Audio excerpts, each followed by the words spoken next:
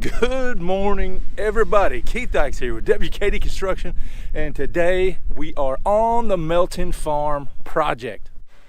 I'm a little excited today because today is truss setting day, and today we're getting a delivery. My trusses are being delivered by Power Truss out of Mayfield, Kentucky, the best truss makers in my area. I've always had great relationship with these guys. They do a really good job. They say what they're gonna do and they do it right. So very good quality truss. So hopefully they will be here in the next 15 to 20 minutes. We'll get a video on them dropping the load.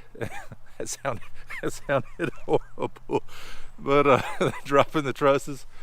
And that's our next game plan. We are going to start on the roof trusses here on the Melton Farm Project. Oh, they here.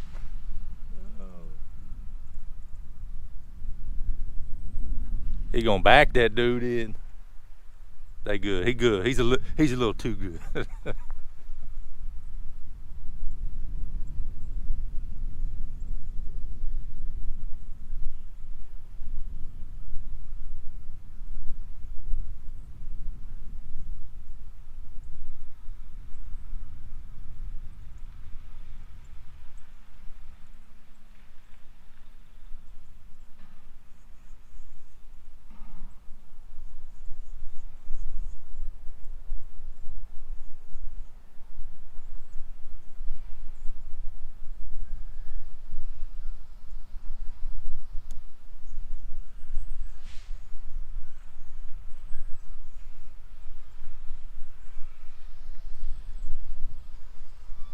Damn it, man, give that guy a damn star.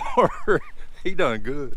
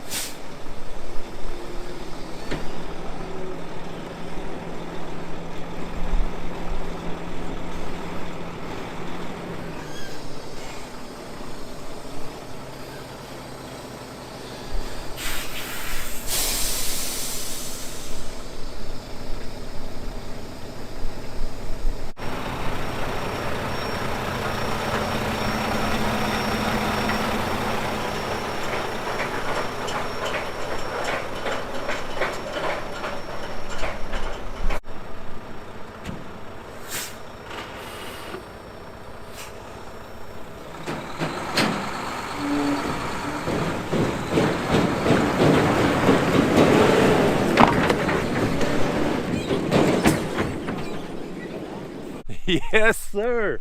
We got trusses. We are ready for the roof system. And that's how you do it, man. He just hits the lever, takes off, and it drops that quick. It's pretty awesome. Pretty neat trailer on that truck.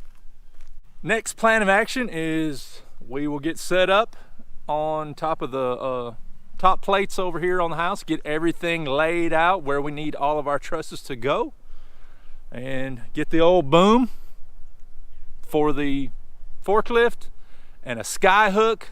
Actually, I call it the J hook because my guy Jay Robinson, he made my hook. Man, dude, this dude is he's crazy. But anyway, he's awesome. He made my hook and the boom. We'll get it up. We'll start setting trusses, and we're just gonna eat them up like candy because we're gonna start rolling, son. So there are a few things that we have to do to prep to get ready to set trusses. Of course, first thing is we got to lay out the top plates. These trusses are going to be on 2-foot centers. I usually only do 2-foot centers on my roof because I use a 5/8 inch Huber zip roof decking, and it is stout as hell. So I always go 2-foot. Saves you one every 8 foot. So if you're doing it on a 16-inch center, and it's plenty stout. Drywall works great. Roof decking works great. But we got to get the top plates laid out. We're going to cut some 22.5 inch blocks. That way when we set a truss, we can screw it to the top of each other. That way they're spaced correctly at the top. And then on the end wall, on the gable wall, we'll make some L brackets with a 2x6 and a 2x4. We will screw it 16 feet long, screw it to a stud all the way up to where when we set our first truss, we've got something to give that first truss support. Then we'll run probably 4 or 5, get them all tied together, and then we will brace it off really good before we start running the rest of them. Power Truss out of Mayfield, Kentucky built all of these trusses, and here's some very important documentation that you need. This is what they give me when after they drop off the truss package.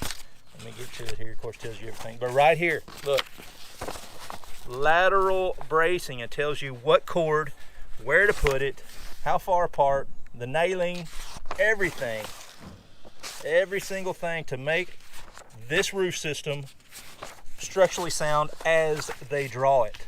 So, as you can see there, once we get all of the trusses set, then we'll go back, we'll brace everything to their specs, and everything will be engineered as it's supposed to be. And sometimes truss packages can get a little confusing. So here is a drawing. Everything is marked, labeled.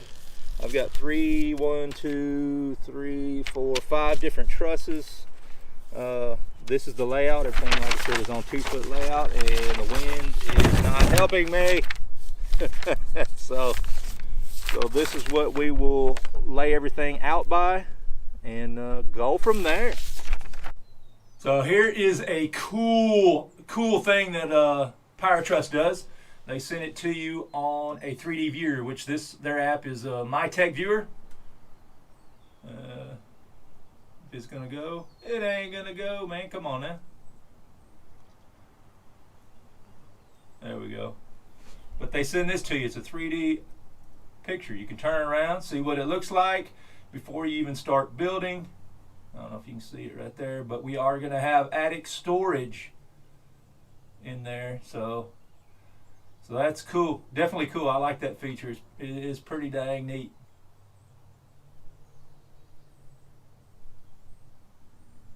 I went to Service Rental out of Paris, Tennessee, and rented a scissor lift. That way we can set it in the house. We set a truss. Steve can get in it, run all the way up to the top of the peak, fasten everything off. That way it's safe. Nobody's crawling on trusses. Doesn't cost that much to rent it. So that's what we're gonna do. That's what we've been doing, and it works great. Keeps everybody safe. So I'm gonna get the forklift, pick it up off trailer, set it in the house.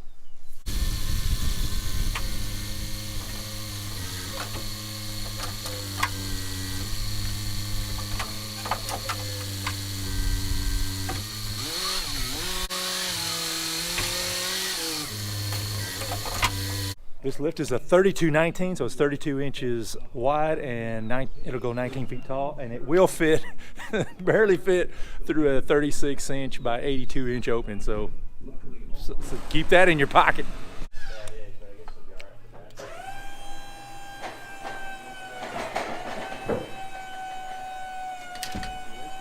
Get low, get low, get low.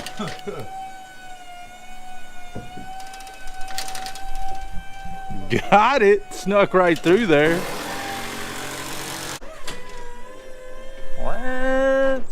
So we're using a 2x6 as deadwood, plus when we set the truss, this truss will set right here. We'll set right here, and then we can screw it and fasten it to this board, which is screwed like hell down to the top plate. So that's what that board is for. That the guys are getting the wall laid out, the top plates laid out, and all our bracing or blocking on there. I'm gonna jump over to the forklift. We're gonna put the telehandler boom on there, man, the truss boom, and get this J-hook, and we will start setting trusses shortly. We're putting blood into the veins, you know what I'm saying? That's what I like to say, man. This is what really, your clients really love this. I love it. You start seeing the house starts taking shape, seeing what it's going to look like. So that is very exciting for for everybody, me as a builder and as the homeowner.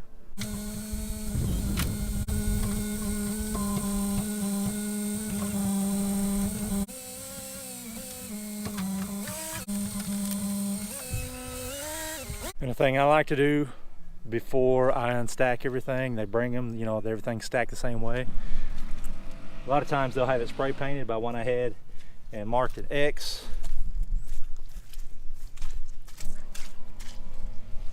Marked an X on the same side of everything. That way when we set it, they are being installed just like they were made in the factory. So everything lines up a little straighter. That way you're not flip-flopping them. Everything stays one direction.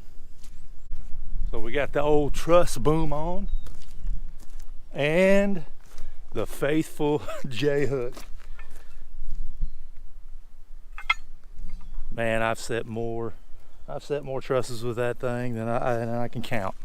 Works like a dream.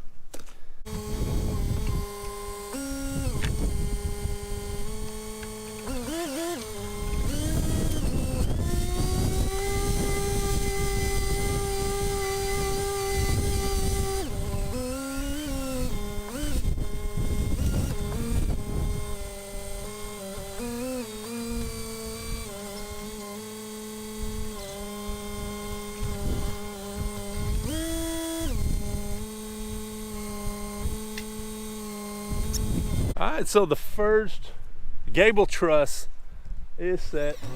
As you see, they're screwing into the side of the truss and into that blocking that we put on there.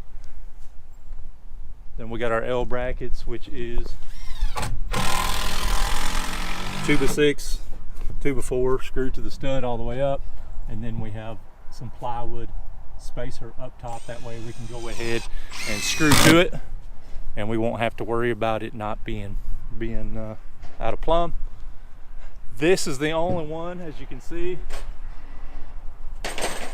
that has a tail on it. The rest of them have like almost a 3-foot heel. Since we don't need that, this will be porch, so I just wanted this gable just to kind of give us a reference point from the whole length of the roof, because there'll be another kind of gable sitting down there. But that's it. We'll get it fastened off at the top, and we'll start setting them like butter.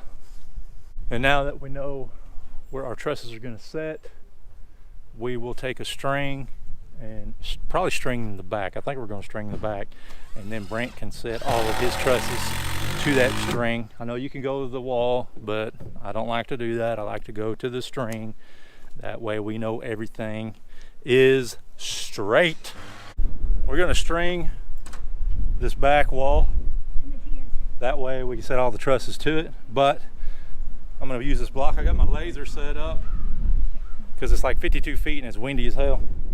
So we'll just set the laser to the line there, string it from here to there, and then we've got our point down there, and then we'll string that little section after we string this one. That way the string ain't blowing like hell.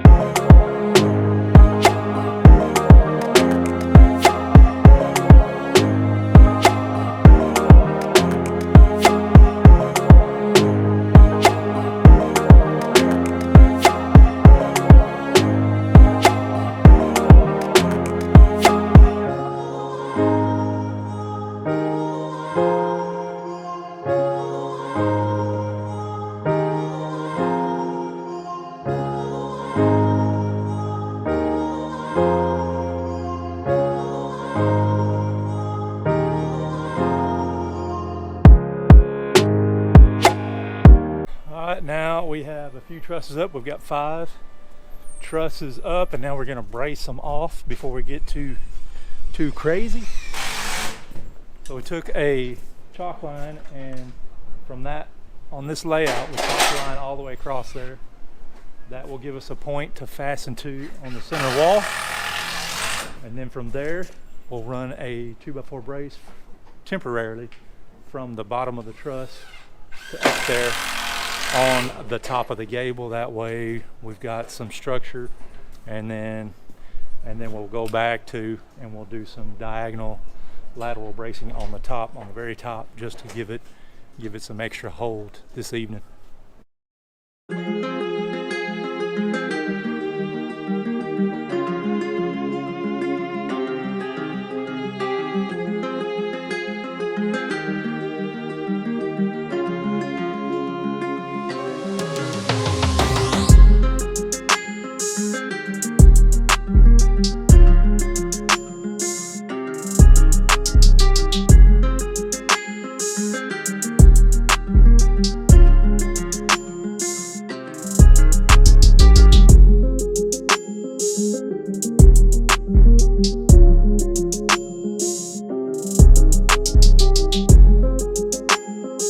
What I'm marking there is 3 feet down. That is for Steve.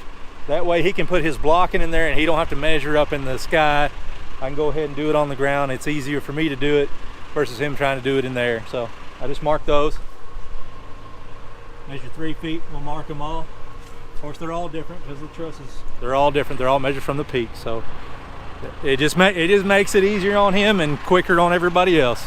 We've got the gable braced off one time there. Of course, the two outside ones are holding it up as well. But before we leave tonight, we will put some lateral bracing on the top of the trusses, just to hold them really well, because this wind is blowing like crazy. Like, Tommy boy, need a little wind. Blow it. Our LVL header swolled up. I said our LVL header is swolled up. So we set it, and we've had a lot of rain, and that sucker is a 1/4 inch higher than what it's supposed to be. So we're planing it to get it down to what it needs to be.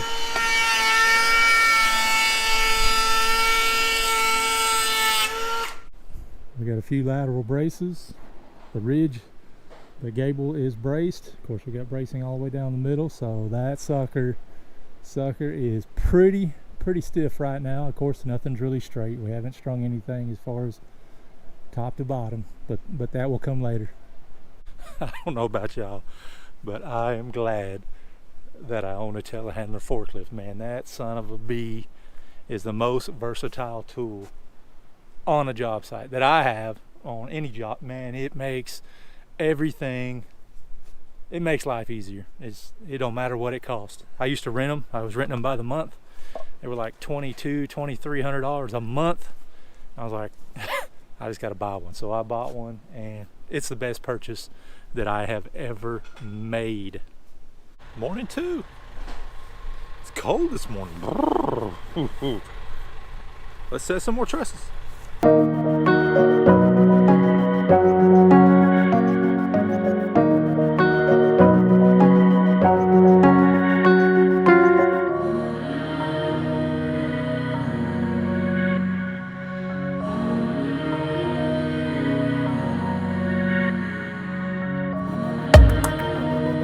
You can definitely see that the house is shaping up. We're getting the trusses installed, and it speeds the process up quite a bit. I like using trusses. I use them on probably majority of my homes. I usually don't do the entire home out of trusses unless you get a pretty easy roof line like this. We will have a lot of raftering on the front porch, raftering on the back porch, and then we will have a gable in the front here with kind of a timber frame. So we will have a lot of stick framing on this as well, but I kind of usually use both of them. I don't really care to do truss hips. I like to do the raftering on the hips. I think it does save a little bit of money on not using the trusses on the hips because there's a lot of bracing in all of that material that you get. So I tend to I tend to rafter all of my hips.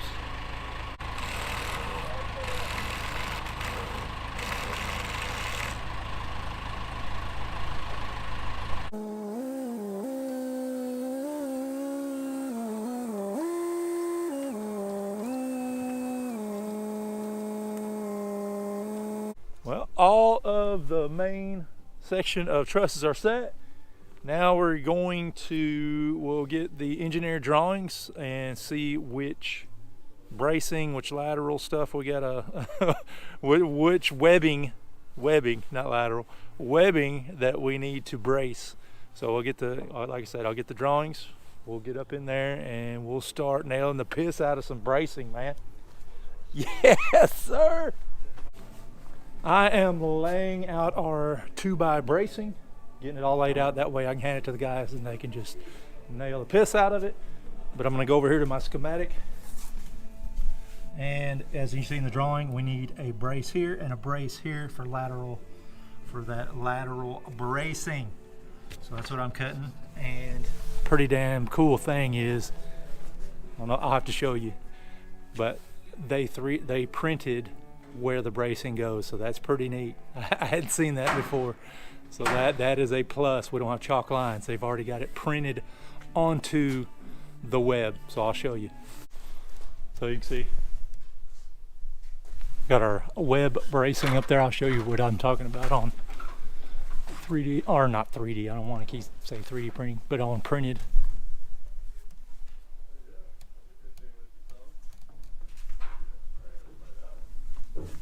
So you don't have to chalk a line, you just go to what they printed. So that's pretty awesome.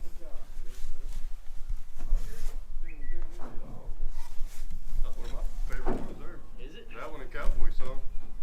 We have to brace the gable, as shown right there.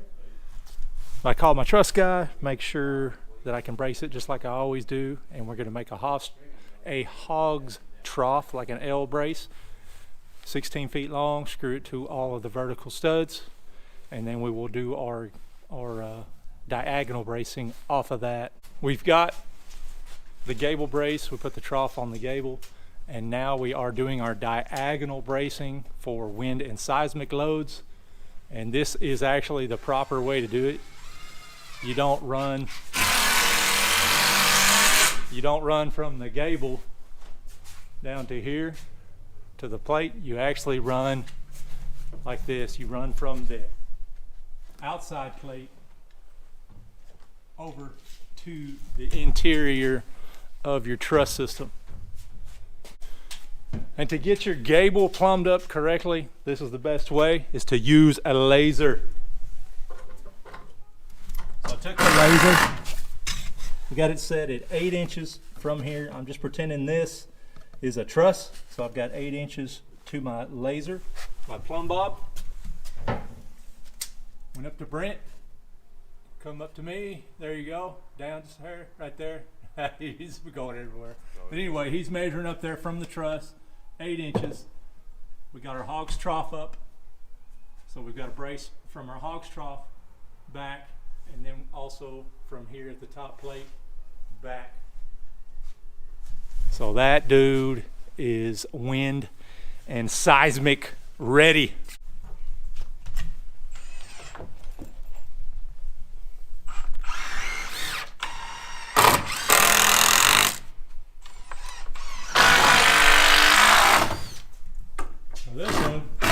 We had to get the old come along out because we was about, I don't know, about a ½ inch out at the top. So we come along to the end, and then we got our diagonal bracing, and we'll finish it off in the hog's trough back up to the tip up there.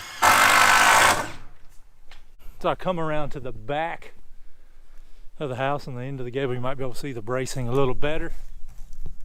As you can see, the hog's trough, and then diagonal bracing 3 different places, one towards the end, one in the middle, one on that end. And that dude is braced like hell. So we got this gable truss, that gable truss, which I just did this so I could be in line with that, with the garage roof. It was easier for me just to run this long. And then of course we'll have, this will be a back porch. It'll be 12 feet by 52 feet. So all that will be cut off. And then we've got a 3-foot heel height. And we will then, once we get the header out here, we will rafter up onto the roof. I don't know exactly what we're gonna do yet. So what, 412? If we went a 412 on the back porch, then we need to be 48 inches. So we'll be up onto the roof somewhat, but we'll get that figured out as soon as we get the concrete poured and ready to go, when we're ready to start framing with all the the headers. We are fixing to install the trusses here on the garage, and we have not a situation, but we are going to leave a truss out because we are going to put some steps that go up into the attic, since the attic trusses, the trusses over the garage are attic storage trusses. So we will have a set of steps that kind of go up with a little landing and then go up on top of the storm room. So we are going to leave a 3-foot gap out of layout, and then we will pick up at 4 feet.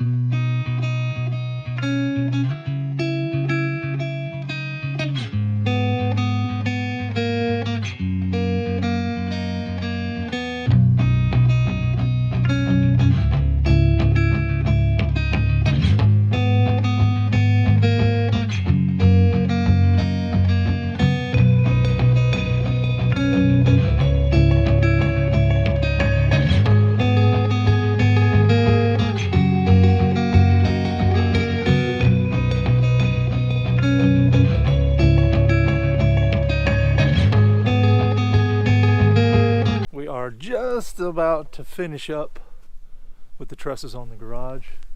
As you see, I've got that space left out because that'll be the stairwell, and we will rafter on top to get everything back into layout. So we'll have one little rafter, that way the decking goes over the whole top, but we don't want to cut any trusses out later with, to allow for the stairs. So we just move that truss over to the width of the stairwell, and then we'll go back and, like I said, rafter that. And to string everything, we've got the string. If I can get my camera right. So we've got the string on the end of that tail, and at this end I'll just take a board, find our overhang, and then we'll just screw a board to the side and string it. I always try to leave a string in between the string, basically, when you put your tails to it. That way it gives just that way you're not going to the string, because if you put it to the string every single time, you're gonna gain. I don't care what happens, you're gonna gain. So I always leave a string in between the string. That way there are no obstructions. You're not gaining at all. So that's what I do. That's my tip.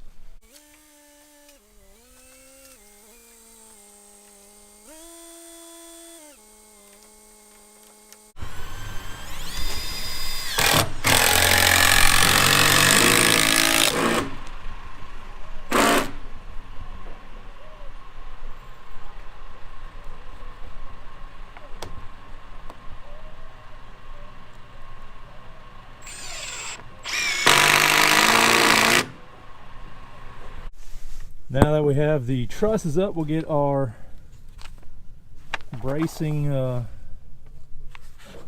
drawings. Let's see, the wind will let up. Alright, so here is our attic truss, showing just one on top, right in that little collar tie area.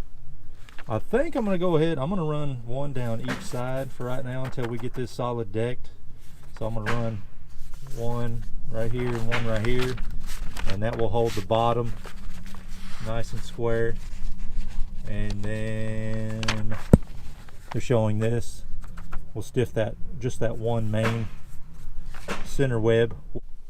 So we'll do a little hog's trough. We won't do the whole length of it, but we'll probably get at least to the width of the attic storage truss. So it'll probably be about 10 feet wide instead of being a full 16 feet.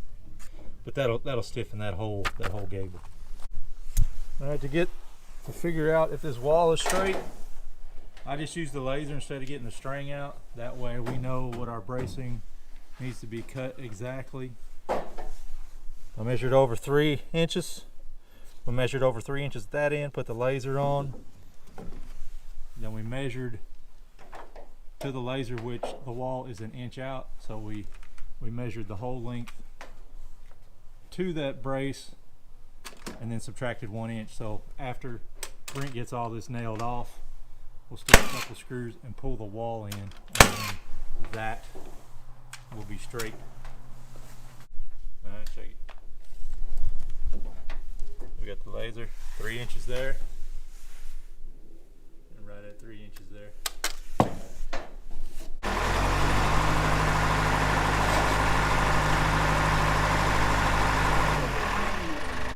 So yes, sir, all the trusses have been set. And now we are going to be bracing everything off. We still like some on the big part of the house that we didn't get done Friday. But that's it. It'll take us a minute to get everything braced up and ready for fascia and decking. All the trusses are installed, and I think I'm going to go ahead and cut the video right here. We have all the bracing is installed per the engineer specs. The trusses are set. So I think the next series, the next part to the house building will be, I think all the soffit framing. We'll have to do our lookouts for our fascia, get that all on there, and then start installing all of the 5/8 inch zip roof. All right, we are inside of the garage. We got all these set today. Everything is braced up. Like I was talking about earlier, there are the bracing that I went ahead and added. That up top, up there, is what the engineer had spec'd. But I went ahead, like I said, and ran these on each side of this little attic storage room. That way everything is stiff and stout and stays on layout until we get the flooring and install that. So that'll be later on. That'll be some rainy day stuff. I like to go ahead and I'll just leave all of the interior walls loose where the trusses meet the roof. We'll get everything decked. Everything is right and plumb. All our gables are ready to go. So we will start applying all of the 5/8 inch zip roof, and then we'll get it all basically in the dry, and then rainy days we can come inside and work. So my guys like to work, you know what I mean? They like to get a paycheck. So I try to do that. That way we do have some rainy day stuff. We'll go up into the attic truss and show you that. So this is definitely a cool feature if you're using trusses. You can actually do room trusses if you like. This is just attic storage. It has a 2x6 bottom cord. If you're doing a room truss, of course that bottom cord is going to be 2x10, 2x12, depends on the engineer specs. But this room is basically 8 feet wide. It's about 7 feet tall, somewhere right in there. So definitely a lot of storage for Miss Susan. We will deck this with some 3/4, probably just some Advantech probably. But we'll get it all decked, and there will be a set of stairs that will be built down through there. Instead of using some attic stairs, pull down attic stairs that suck balls. Whew, I don't like them, but we do put them in because a lot of times you don't get allotted the room for a set of steps. But in this case, Miss Susan said, I want a set of steps. So she's getting a set of steps, come right up into here, storage. And then these I actually had them design this big long stretch right here. I needed this, that way I can set my HVAC unit up in here later on, and then we can run the ductwork accordingly. But this will be all cut out. I'll cut this gable out, shore it up like it's supposed to be, and then that will give us solid access to the HVAC system when need be, man. We'll walk down to this gable end and show you up close how you're supposed to properly brace a gable wall. A lot of people think you're supposed to go from the point, which I did at one point. I ain't gonna lie. Yeah, I thought you're supposed to go from the point down to here, but you're not. You go from the wall plate, the top plate, I can't even see that, up to basically a ridge pole. So I've got 1, 2, 3, 4, it's 8 feet back, solid blocked from the top of the gable down to the top plate and then halfway. This hog's trough is for to brace this gable. This gable, since these are on edge, they're pretty relaxed. You know, they can bow. So you put this hog's trough on there, and that really makes it rigid as hell. But I've got this one right here. I've got this series of diagonal bracing right here. I got a series of diagonal bracing right there, and then one more right here. So there are 3 sets of diagonal bracing on this one gable wall, and that sucker ain't going nowhere, man. That is the proper way to brace. And these are the lateral bracing that the engineer spec'd on each web, this web and this web. They run continuously from one end to the other, and that just keeps everything locked in tight. We got the 2x on the wall, and then we will come back, run the decking over to the top of it, and then we will sheathe. We will bring the zip system back up from there and sheathe that. All right, y'all, that's how we installed a truss roof system here at the Melton Farm Project. Once again, I'm Keith Dykes. This is the truss roof. Thanks for watching, and got it, coach.